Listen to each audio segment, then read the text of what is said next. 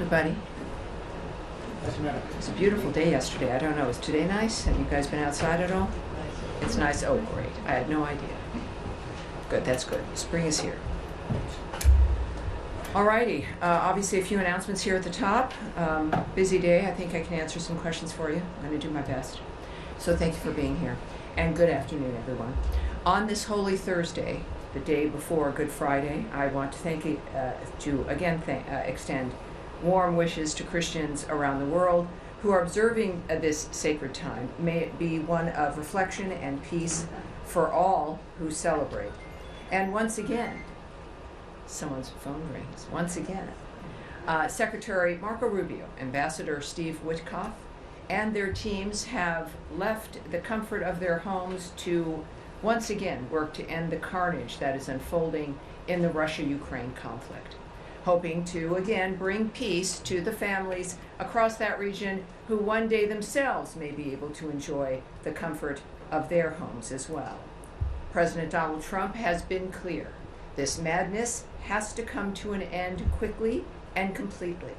During his recent visit to NATO, Secretary Rubio also noted that the time for peace is now, not in months or years.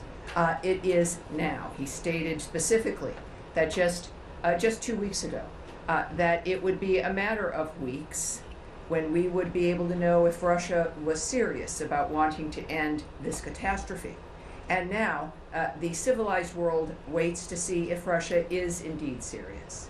President Trump has committed his administration to peace and a future that everyone can count on. His vision and demand for an end to the hostilities remains a North Star for Secretary Rubio, Ambassador Witkoff, Special Presidential Envoy for Ukraine, Keith Kellogg, and so many others who are determined to make clear to everyone around the world that the Russia-Ukraine war would never have happened if President Trump had been president at the time. Now he remains committed to reversing the disaster that has unfolded. To that end, Secretary of State Marco Rubio, Ambassador Steve Witkoff, and Special Presidential Envoy for Ukraine, Keith Kellogg, are in Paris today with a clear motivation to find a path forward to end the Russia-Ukraine war in order to stop the bloodshed. The visit, which includes meetings with European partners, aims to advance the shared interests and restore stability to the region. The Secretary will also be talking to partners about our shared commitment to ensuring that Iran never develops or obtains a nuclear weapon. These efforts are rooted in common sense and a firm belief that American strength and decisive leadership can reshape the world for the better. And now turning to the news of the week, because there is more. I know, everyone's surprised. Today, the United States sanctioned the International Bank of Yemen for its financial support of the Houthis, as well as key leaders or officials of that bank. The United States is committed to disrupting the Houthi financial networks and banking access as part of our whole-of-government approach to eliminating Iran's threat network.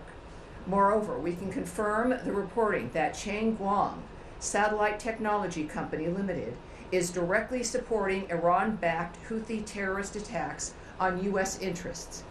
Their actions and Beijing's support of the company, even after our private engagements with them, is yet another example of China's empty claims to support peace.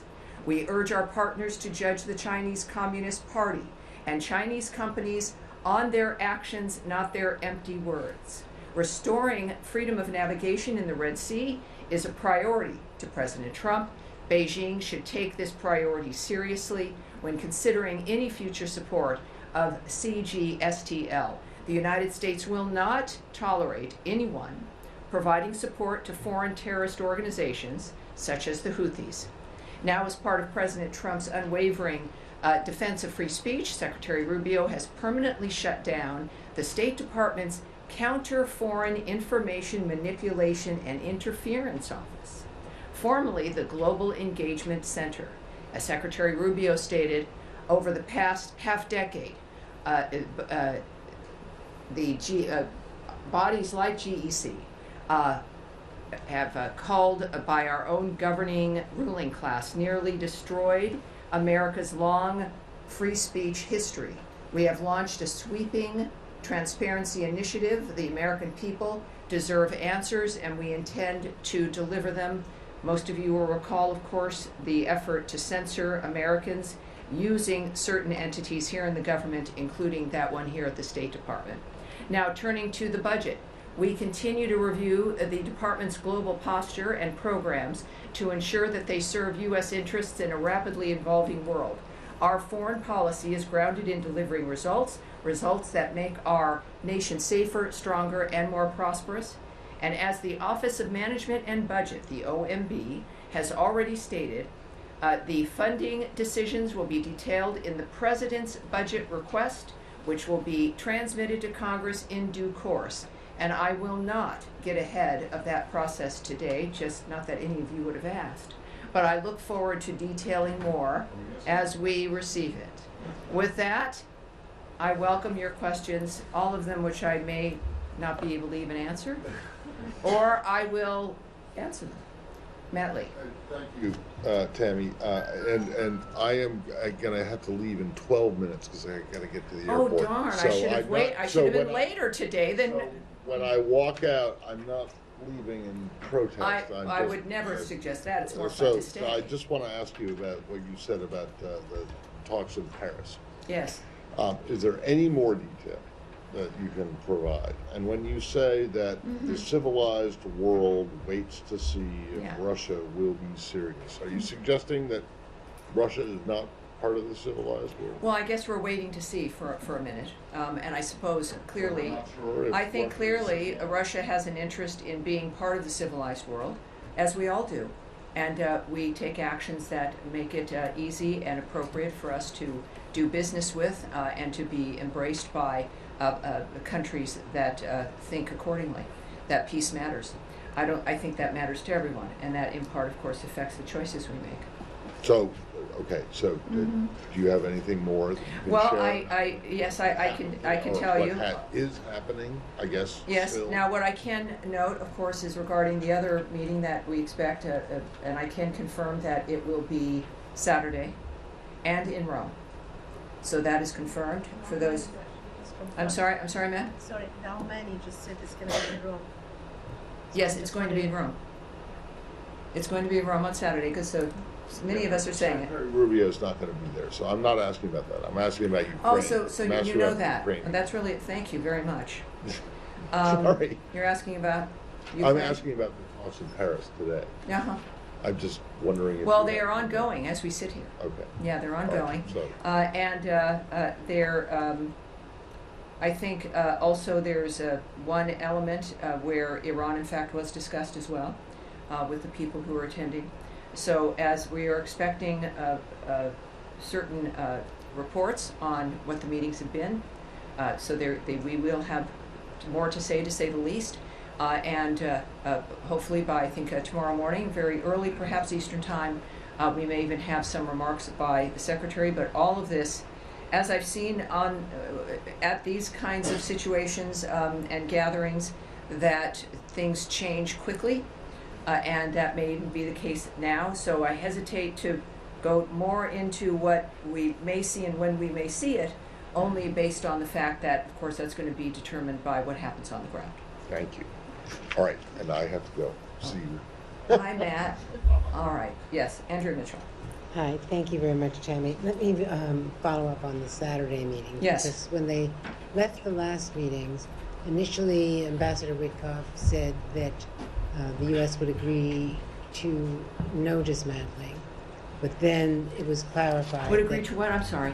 To not require Iran to dismantle everything that they had. That if the Iranian position has been, according to my best understanding, that they want to retain enough for a peaceful nuclear power, for a civilian program with verification under the NPT, and are willing to give up what they had broken out to 60% in the last couple of years, alarming the U.S. and other allies and the rest of the world. But the position now is that they are saying, apparently, that they will not totally dismantle any nuclear program. Is the U.S. position that they have to dismantle even what would be verifiably proved to be a peaceful, low-level enrichment of nuclear power? And I had one other question to ask you. Let me answer that one while it's fresh, and then I will definitely stay with you. I won't scoot, I promise. But this is important because I understand it's an important question, but that is, of course, if we were going to be negotiating through our conversations, or on television or anywhere else, we wouldn't need to be going to Rome on Saturday.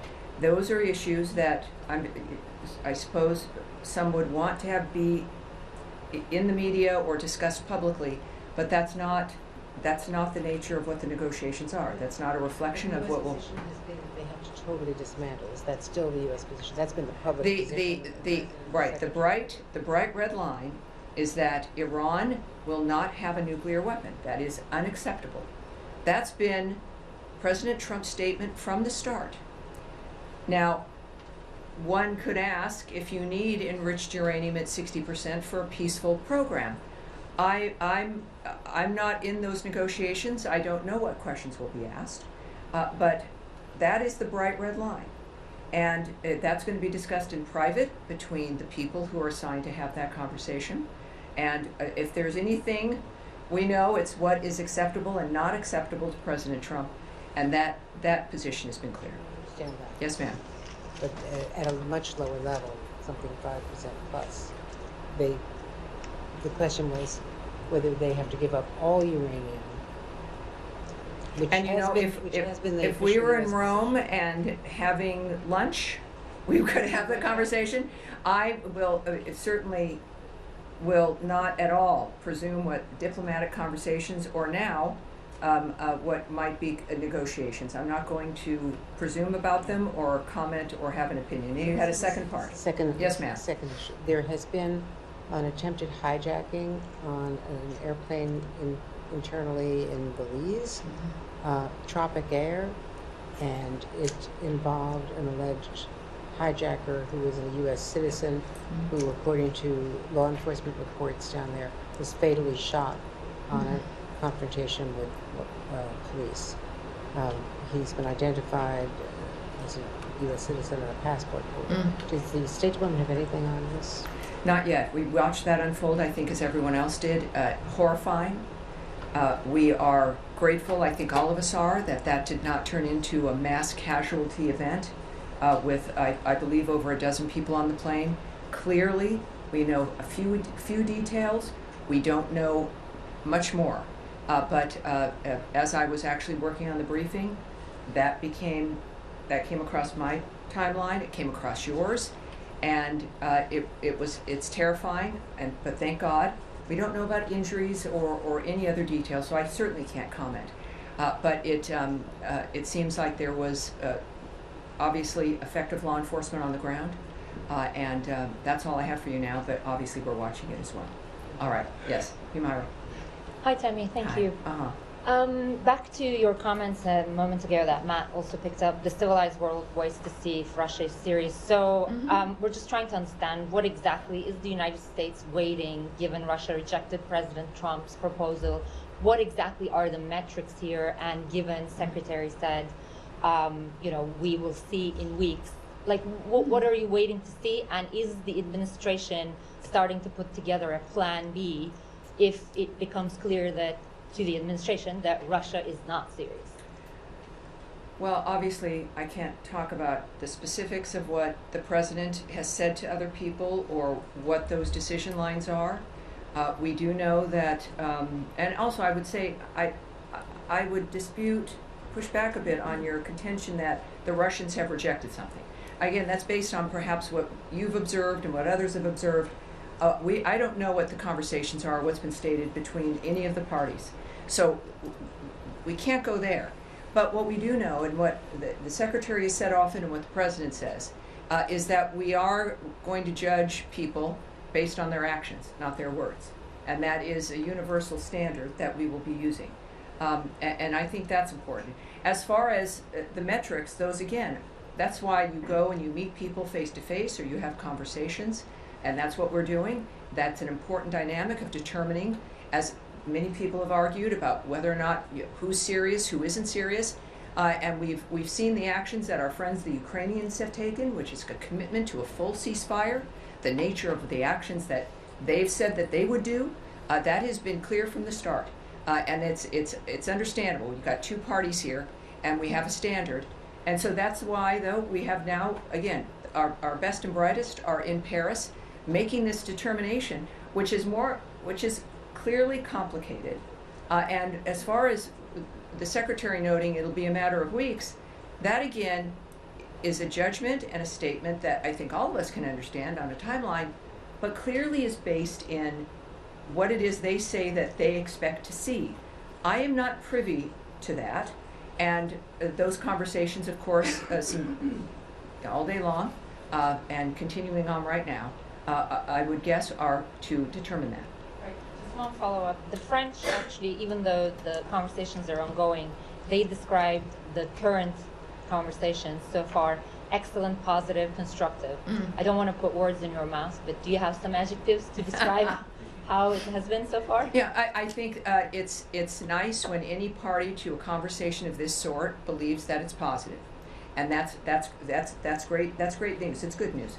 What I care about is what President Trump and Secretary Rubio think when it comes to what they have asked for and what they expect and what the United States expects. That is the standard that the world looks for, and we'll know then what will come from that.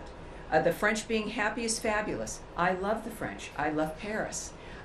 It's a great country. It really is. And one must go. I know there's stuff about the French in America, but it really is. Traveling is wonderful. Meeting people is terrific. And the French are great people. But what I do know is that through today, as they've been talking in that wonderful, exquisite capital, more people have died who expected to be alive tonight and tomorrow, who will miss Good Friday, who will miss Easter, who just enjoyed Passover. So we can think about the feelings of diplomats, which are important, but what matters is the end result, what the United States is able to deliver and achieve during those meetings, and what the United States wants, frankly, to make this a situation that this is the first involvement and the nature of both parties at the table since the beginning of this atrocity. And that speaks to the power of Trump, the power of diplomacy in the United States. So that's good news, but the better news will be when America and President Trump's expectations are met. Yes, sir. Thank you, Tammy. Appreciate it. Two questions. First off, number one, President of Lebanon remarked yesterday that he intends to disarm Hezbollah by the end of the year, but he said it needs to be done on a bilateral basis without foreign interference or foreign pressure. I wanted to get states' reaction to that comment from the Lebanese president and ask how it might shape Deputy Special Envoy Ortegas' role going forward in dealing with the Lebanon portfolio. You always ask me things that I have opinions on. Would love to answer, but but I can't as the State. I'm here to talk to you about what results of things, what we're intending, what we're doing. Certainly not speculating on what Morgan Ortegas will be able to do, what any special envoy will be able to do, what our response to another nation's leader will do. Or what they are stating. What we do know, of course, and what is clear and remains clear, is that we want a peace in that entire region, obviously. We are dealing with the Iran threat, which of course includes Hezbollah, let alone Hamas and the Houthis. This is an encompassing dynamic. So I leave that, for very good reason, to diplomats. We know that they're addressing and aware of all the other aspects there, but we stand with Israel. This is not difficult, as is the reason why we're there and why we stand with Israel. Second question. It's been 3 weeks now since Elise Stefanik withdrew from the nomination for UN ambassador. A draft came out, it was leaked, I guess, yesterday, but a draft is always a window into an administration's thinking. Zeroing out funding. If it's real. If it actually came from where they say it came from, go ahead. Zeroing out funding for the UN. So I'm trying to find out. Oh, yes. That, Is there a correlation here between the lack of willingness to put forward another candidate and how long? oh my, the how long this- conversation. So over drinks at night with you must be I amazing. look forward to that. Yeah. How long? With an No. interim ambassador in there, doesn't it do damage No. to drag out the No. process this long? No, it's, I think you've been around for a while. The budget process is a long one. We're also going through a process here of cutting down the budget because the deficit and the problems we've had, the way we've been spending is unsustainable. And so the president is making America great again by making sure she doesn't collapse economically. That's one of those standards.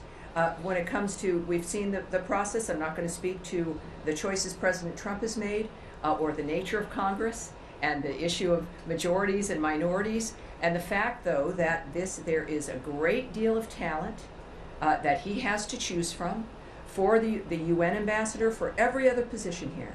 It's people perhaps who haven't been in government, people who have been, people who've never been ambassadors, people who could be. It really opens up his point of view and who he knows and what he expects, like Steve Witkoff, Ambassador Witkoff, remarkable man, now playing an extraordinary role in trying to achieve world peace. That is maybe not something that was ever on his plate, but it's happening. I would say the talent that is here is more than enough for the president to choose another candidate. And secondly, that other story which we addressed on Tuesday about zeroing out NATO and the UN is absurd. The fact is the funding might look different, but it also will be more effective, more efficient funding that allow us perhaps to do even more as we deal with waste, fraud, and abuse. It is something you've heard before, but it's worth repeating. So that when we deal with NATO, Secretary Rubio has stated repeatedly we are committed to NATO, but one that is viable. And our love for NATO will be part of, exampled by our assisting them and encouraging them to become more viable and to be more financially independent. For the UN clearly needs a strong American voice, as we've seen that it can make a difference, and we are going to have one. President Trump will make that decision, and it will be a good one. All right, yes, sir. Thank you, Tammy. I will circle back to Ukraine with two questions. Yes, if I sir. may. China. You probably have heard President Zelensky's latest statement on China, saying that China supplies Russia with manpower, gunpower, and even helps them to manufacture some weapons inside Russia. This sort of goes back to your earlier statement a couple of days ago about China providing nearly 80% of dual-use supplies to Russia. There are calls from the Congress, bipartisan calls, urging the administration to come up with sanctions on China.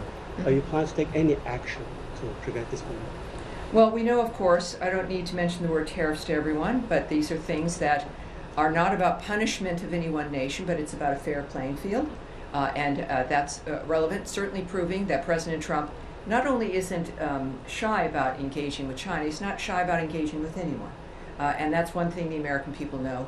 And I think also our commentary and the nature of the actions we're taking in general when it comes to China's choices have been clear. One thing speaking of China and the nature of what they're involved in, I will tell you something that's a little bit out of the Ukraine region, is that there is a Chinese company providing satellite imagery to the Houthis.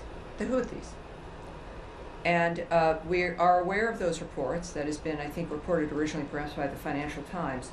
But China consistently attempts, as you know, to frame itself as a global peacemaker. And however, it is clear that Beijing and China-based companies provide key economic and technical support to regimes like Russia, North Korea, and Iran and its proxies. The CCP continues to enable these regimes, whether it be through the provision of dual-use items Russia needs to sustain its war in Ukraine, North Korea's ballistic missile development, or Iran's support of terrorism across the Middle East. Just again, taking back to my topper a bit on Cheng Guang, it's a dynamic where it's clear, as we're learning, their engagement with war and the suffering of people globally. Of course, that remains unacceptable. It is Beijing's support, by the way, of that company, the satellite company, even after we've engaged in discussions with them about this.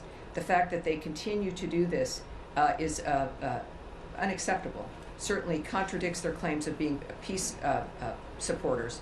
And we urge our partners to judge the CCP and Chinese companies, again, on their actions and not their words. All right. Yes, right. Second question, Right, if I may. Also go back to Sunni. You made the comments about it last time. Yes. I was hoping you could help us clarify either kill or keep alive reports that the U.S. has blocked G7 unified response to Sunni. I'm confused because we have seen the Secretary's statement, the President's statement. They were very clear about that. You know, the reports suggest that you have been doing it because you want to refrain from quote-unquote angering Russia. Well, again, I understand that we all see a lot of things written. It's perhaps your colleagues, people you know, but the world does not run on the guesswork or the conspiracy theories that show up in newspapers and magazines. It's clear to the world that was a horrible strike, but also the notion of me engaging in discussing what our private diplomatic conversations might be is not going to happen. But we also know that because you don't hear about our reaction, because we're not going to engage in this public dynamic, doesn't mean that things aren't happening. So we clearly don't run foreign policy based on whatever new conspiracy theory or supposition that's coming up in a magazine about what we're doing or why we're doing it or why we're not doing it. That's not going to happen. Eventually, maybe not as quickly as some would like, people do find out what the results are. So that's as much as I'll say about that particular report. Yes, ma'am. Two quick questions. The French have said there will be additional conversations next week in London on Ukraine. Will the Secretary attend those? I've heard about that statement, and I can't say right now about what those specifics are or what the Secretary's actions will be. But stay tuned. Obviously, these are important meetings, but as the Secretary has noted, we aren't going to be having meetings about meetings. All right? Sorry, one more. Oh, yes, one more. Of course. On the case of Mohsen Madwani, the Columbia student whose visa has been revoked, the New York Times has a report that Secretary Rubio put out a memo saying that his activities could, quote, potentially undermine the Middle East peace process. Can you confirm that's a legitimate memo, and how would his activities undermine? No, I won't. I won't confirm or discuss or deny about a memo like that. And when it comes to, as you know, all of these, and I know sometimes it's not exciting, but it's true, is that we do have a standard about not talking about individual visa dynamics, including with that individual. No, I won't get to talk about that. Yes, ma'am. Thanks, Tammy.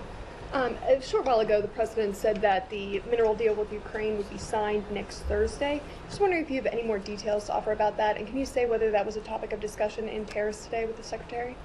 You know, I don't know, and even if I did, I wouldn't talk about the specifics of what that conversation would be.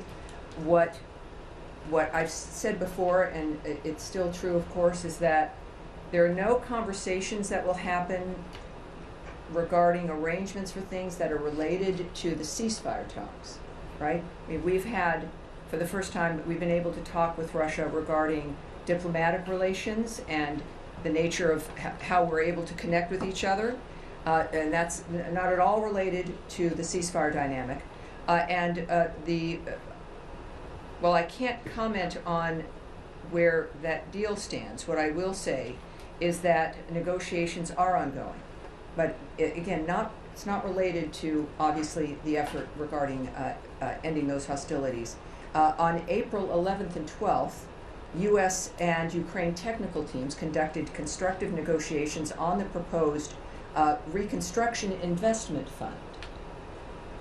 We've agreed to continue those discussions to finalize the agreement as soon as possible. This fund will help provide economic guarantees as we look to bring this conflict to a peaceful end.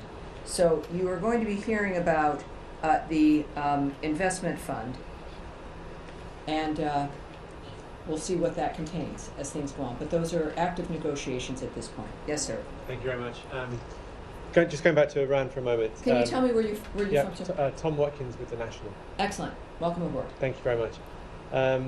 President Trump on Monday said Tehran was tapping us along, suggesting a sense of impatience with the pace of talks. Can you talk about that, if there's a sense of time running out and staying on Iran? Several reports this week pertaining to US discussions with Yemeni factions or Yemeni forces about a potential land offensive against the Houthis. Can you tell us anything about those discussions? Yes, I was asked, I believe, on Tuesday about the reports about what what's happening on the ground there versus the Houthis, which is not something we're involved in, of course, so I can't speak to what the plans are or what battle plans or attacks against the Houthis by other individuals or other governments or regimes. So those discussions aren't taking place? Those conversations aren't? The conversations about... With the between the US and Yemeni factions that are against the Houthis? Well, again, I just said how I'm the spokesperson for the U.S. State Department. I can't speak to and wouldn't about what Yemen may or may not be saying to the Houthis or anyone else. But your first question was about President Trump's, what you perceived as irritation about the pace of negotiations. Well, throughout this process, it's clear that they expect swift answers. Again, there will be no meetings about meetings. It will not be months or years for answers. I see you, sir. It's a matter of weeks, right? This is about life and death, and that's how we view it. I would say that, though, there remains a commitment. President Trump clearly, as the United States, could take many actions against people who threaten this country, and we choose not to. I think that speaks volumes. And the commitment to speak with entities that have threatened us repeatedly, that have an interest in threatening us, or who've done things that have been appalling. And yet, the first issue, in order to stop that, without resorting to more violence, which sometimes has had to happen, is to sit down and talk and find an answer. But it's not, again, none of these individuals are prepared to have it be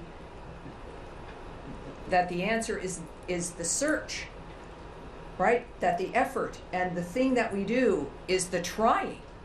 It has to be a result.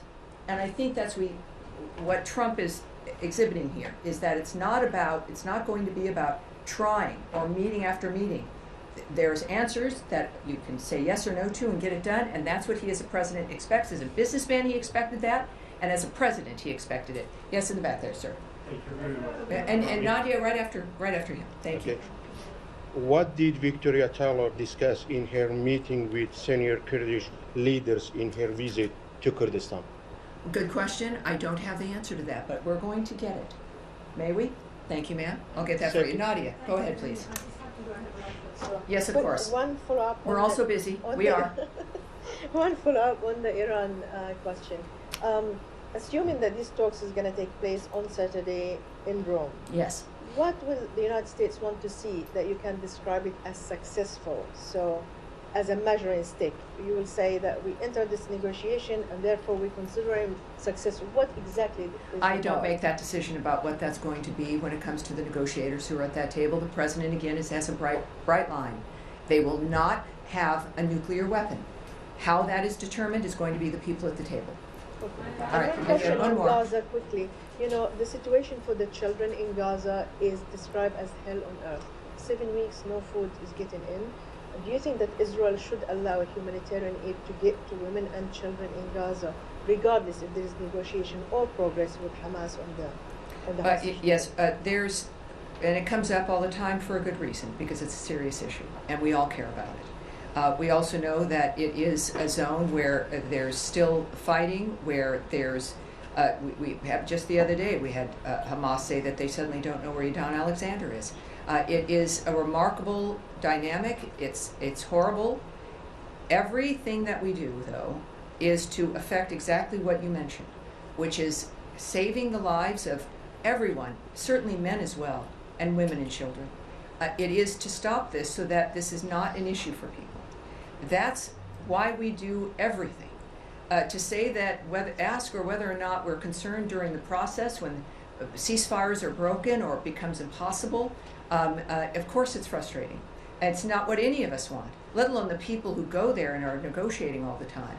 It is the thing that drives our desire for peace as human beings, and yet, you know, we can't quit because it gets stopped or frustrated, and it is a reminder about why that horrible situation has to end, why the Ukraine-Russia situation has to end, as we, you know, are here in a comfortable environment and go home to our families.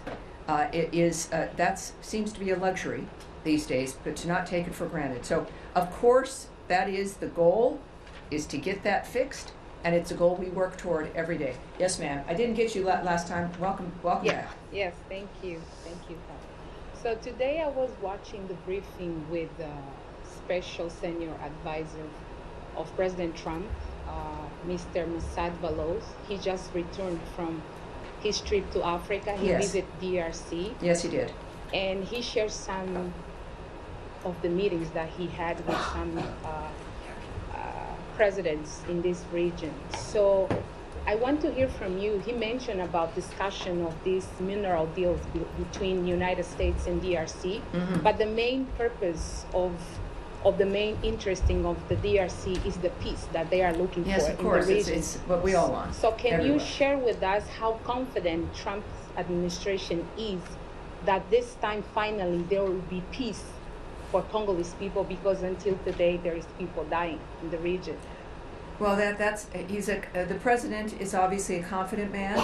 He has an apparatus at his hands that he can try to make things work, and he's confident enough to. He's a great deal maker. He's accessible. He's transparent. So in general, what he does, he's confident. But I can tell people a little bit about this dynamic, and I like that you asked, because a lot of people don't ask about Africa in certain senses, and certainly the DRC. But the Senior Advisor Boulos, for those of you who don't know, Boulos, he traveled along with the Deputy Secretary for State of African Affairs, Sanders, traveled to the Democratic Republic of the Congo, Kenya, Uganda, and Rwanda this month to meet with heads of state and business leaders to advance efforts for durable peace in Eastern Democratic Republic of the Congo and to promote U.S. private sector investment in the region. Economic prosperity will not happen without security. We reiterate that there is no military solution to the crisis in the eastern DRC. We want to see a lasting peace in that region, which lays the foundation for a thriving regional economy. And it's regarding the mineral deal specifically, he met with the president there, Tshisekedi. Okay, our countries are working on a minerals agreement that will boost U.S. investment in the DRC's mining sector, and our DRC partners have pledged to facilitate an efficient, transparent, and effective business environment to strengthen our cooperation in this sector and attract U.S. investment that creates jobs and prosperity. We expect that this partnership will involve not only our governments, but a range of private sector partners. We are in the process of determining next steps, and we'll have more to announce in the near future.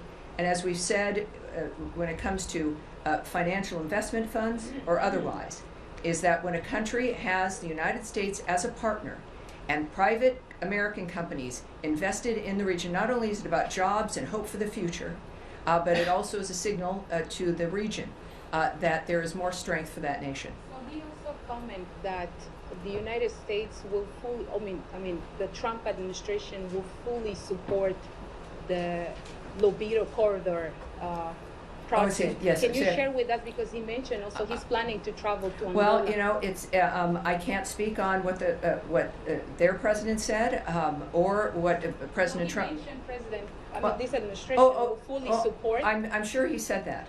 I don't doubt that he said that. I'm not a party to what President Trump may or his advisors or envoys may have said or not said. So he said that. It's not something that I certainly can remark on or confirm. Yes, sir. Yeah, thank you, Tammy. Question about Syria.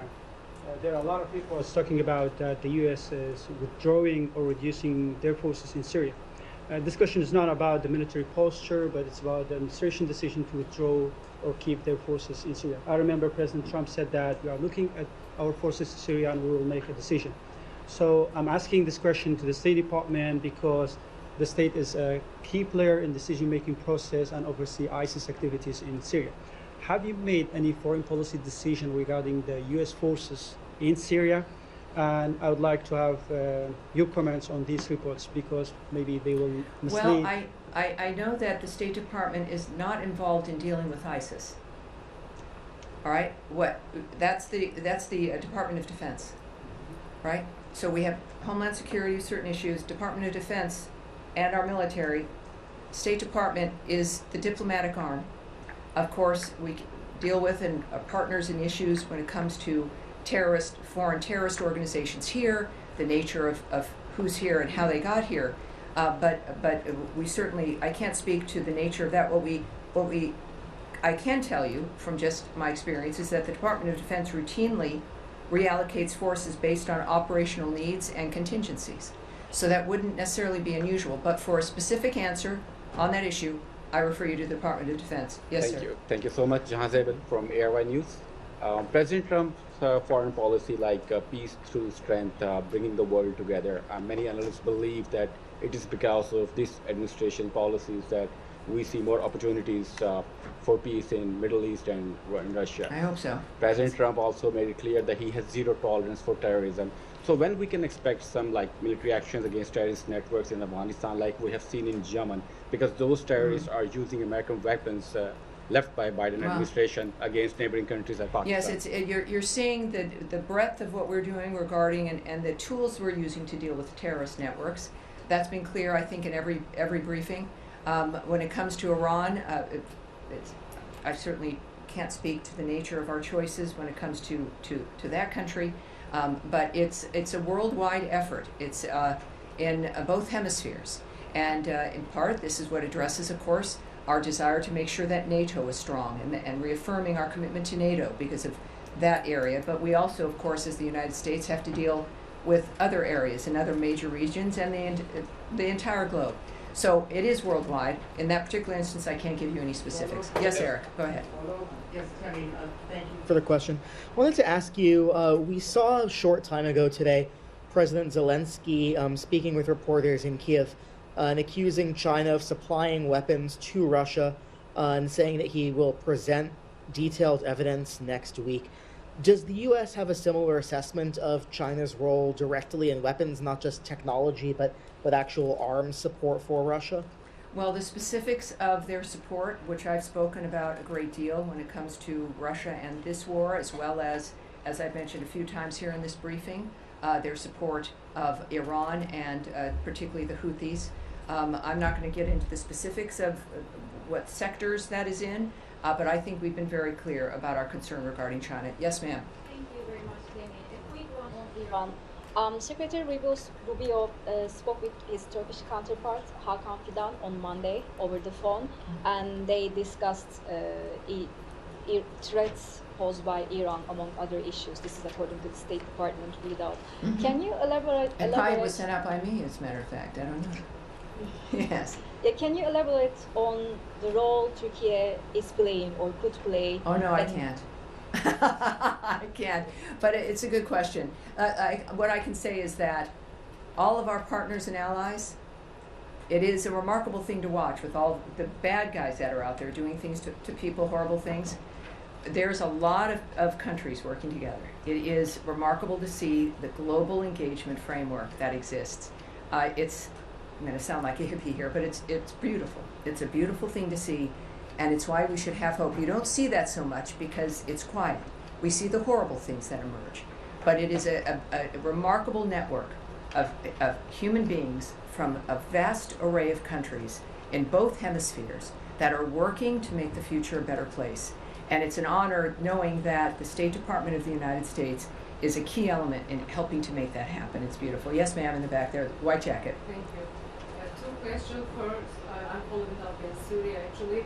Should we at least expect a kind of drawdown of U.S. troops in Syria in the near future, particularly following the Iran talks? I'm sorry, a kind of what in the near future? A drawdown of U.S. troops. A drawdown. Again, following the Iran talks especially. Yes, that is something, and I'm never really, I think you'd know if I was being coy because I don't do that well.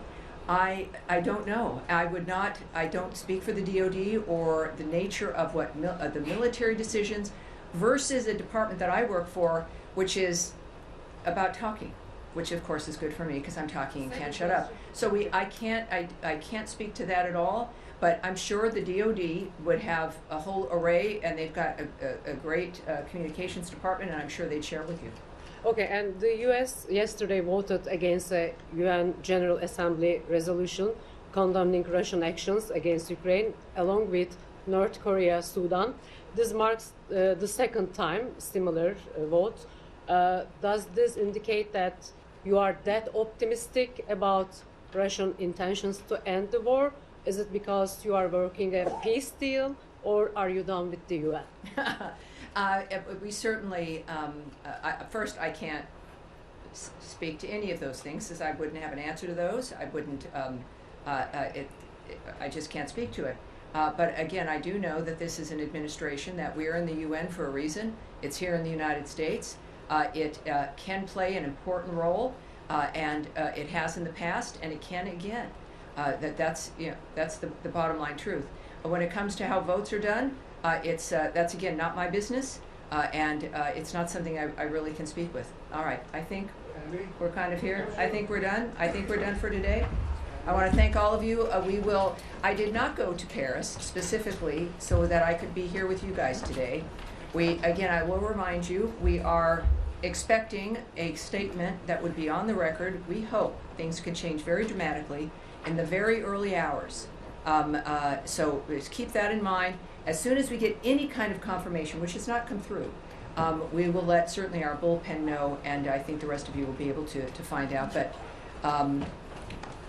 we'll see what happens. But we expect that a little later on, and I will see you next Tuesday. Thank you. Thank you, everyone.